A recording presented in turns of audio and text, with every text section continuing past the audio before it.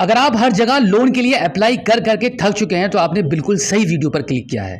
अगर आपका भारत के सबसे बड़े bank state bank of India में एक सेविंग बैंक अकाउंट है तो क्या आपको पता है कि एसबीआई ने अपने सभी ग्राहकों को घर बैठे ही मोबाइल फोन के थ्रू ही अप्लाई करके लोन देना शुरू कर दिया है। तो अब जिनको भी घर बैठे बिना किसी गारंटी के, बिना किसी डॉक्यूमेंट के, बिना किसी एक्स्ट्रा फाइल चार्ज के लोन लेना है तो इस वीडियो में लास्ट तक मेरे साथ बने रहिए। अभी मैं आपको एसबीआई से अपने अकाउंट पर लाइव 50,000 रुपए तक का लोन लेकर दिखाने वाला हूं। बिल्कुल इसी तरीके से आप भी घर बैठे अप्लाई करके बैंक से 50,000 का लोन ले सकते हैं, और वो भी बहुत ही कम रेट ऑफ इंटरेस्ट पर। इसके लिए आप अपने मोबाइल फोन के गूगल पर टाइप करेंगे एसबीआई ई मुद्रा लोन। उसके बाद वेबसाइट का जो पहला लिंक आपको दिखाई देगा इस पर आप क्लिक कर देंगे। अब यहां पर आपकी पसंद की भाषा को चूज करके प्रोसीड करेंगे। प्रोसीड करने के बाद आपके बैंक रजिस्टर मोबाइल नंबर को यहां पे एंटर करेंगे। उसके बाद इस कैप्चा कोड को यहां पे फिल करेंगे एंड देन वेरीफाई पर क्लिक करेंगे। अब आपके इस रजिस्टर मोबाइल नंबर पर बैंक की तरफ से 4 अंकों का एक ओटीपी जाएगा। उस ओटीपी को यहां पे आप एंटर करेंगे एंड देन वेरीफाई ओटीपी पर क्लिक कर देंगे। एक बार ओटीपी वेरीफाई होने के बाद आपके आधार कार्ड की डिटेल्स को शेयर करने के लिए यस वाले ऑप्शन पर क्लिक करेंगे। अब आई एग्री पर क्लिक करेंगे। अब यहां पर आपके आधार कार्ड के नंबर को एंटर करके जनरेट ओटीपी वाले ऑप्शन पर क्लिक कर देंगे। अब आपके आधार कार्ड के रजिस्टर मोबाइल नंबर पर एक ओटीपी यूआईडीआई की तरफ से पहुंचेगा। उस ओटीपी को यहां पे एंटर करके वेरीफाई करेंगे। आधार ओटीपी वेरीफाइड होने के बाद अब यहां पर आपका एसबीआई सेविंग अकाउंट नंबर लिखेंगे। इसके बाद यहां पे 1,000 से 1 लाख के बीच में जितना भी लोन अमाउंट आपको चाहिए वो टाइप करेंगे। यहां पे आप घर बैठे एसबीआई से लोन लेने के लिए मैक्सिमम 50,000 तक का ही ले सकते हैं। तो यहां पे हमने 50,000 का अमाउंट भर दिया है। अब इसके बाद प्रोसीड करेंगे। अब यहां पर आपको आपकी कुछ पर्सनल डिटेल्स फिल करनी है, जहां पे आपका पैन कार्ड ऑलरेडी फिल रहेगा।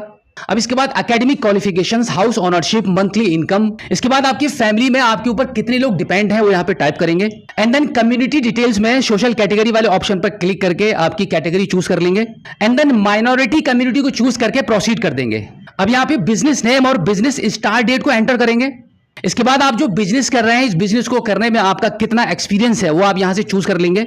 इसके बाद यहां पर आपका कंप्लीट बिजनेस एड्रेस एंटर करेंगे and then type of business में आप चूज करेंगे कि आप मैन्युफैक्चरिंग कर रहे हैं, सर्विसेज प्रोवाइड करा रहे हैं या ट्रेडिंग कर रहे हैं। इसके बाद आपका जो बिजनेस है इसके बारे में मैक्सिमम 150 कैरेक्टर्स में यहां पे कुछ लिखेंगे। इसके बाद आपके बिजनेस प्राइमिसेस के बारे में बताएंगे कि आपकी जो शॉप है जहां पे आप अपना बिजनेस कर रहे हैं वो आपका खुद का है या रेंटेड है। इसके बाद अगर आपके पास जीएसटी है या उद्योग आधार है तो यस को चूज करेंगे, अदरवाइज नो कर देंगे। अब यहां पर आपका बिजनेस सेल्स एंड अकाउंट की डिटेल्स आपको एंटर करनी होगी।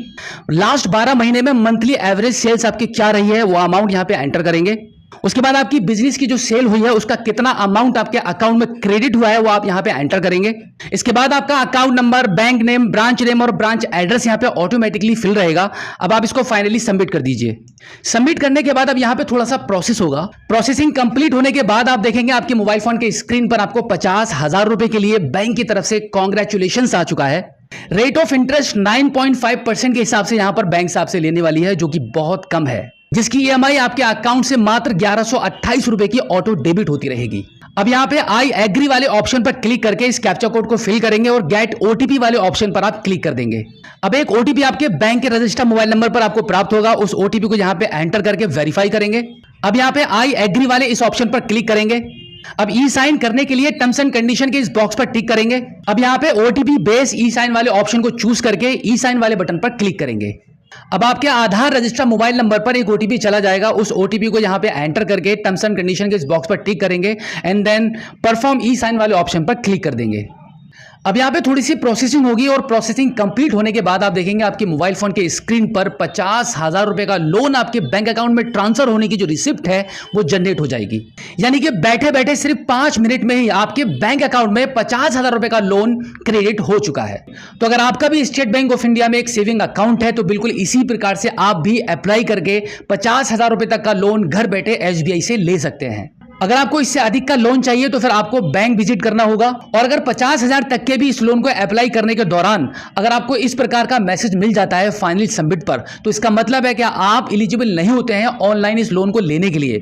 इसके लिए आपको एक बार बैंक जाकर मैनेजर से डिस्कस करना है। अब ये बैंक के ऊपर डिपेंड रहेगा कि आपको आपके अकाउंट पर ऑफलाइन बैंक लोन का अमाउंट देगी या नहीं।